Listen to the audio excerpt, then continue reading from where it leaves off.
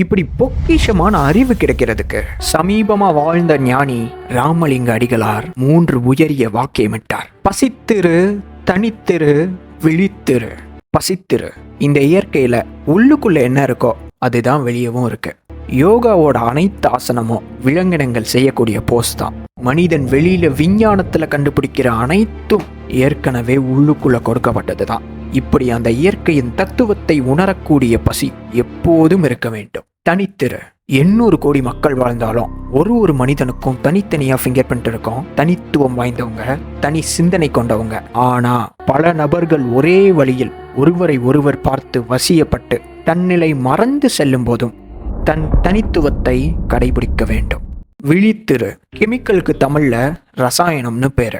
ரசம்னா பாதரசத்தை குறிக்கும், சயனம்னா உறக்கத்திலும் இயங்கிக் கொண்டிருப்பதுன்னு பொருள். இந்த உலகம் முழுக்க ரசாயனம் தான். அது வேலையை நிறுத்திட்டா இந்த உலகம் அழிந்துவிடும். அதே தத்துவத்துல மனிதன் உறக்கத்தை தவிர தன்னை சுற்றி என்ன நடக்கிறது என்பதை உணர என்றும் விழித்து கொண்டே இருக்க வேண்டும். இந்த 3லையும் ரொம்ப முக்கியமானதை உங்க எக்ஸ்பீரியன்ஸோட கமெண்ட் பண்ணுங்க.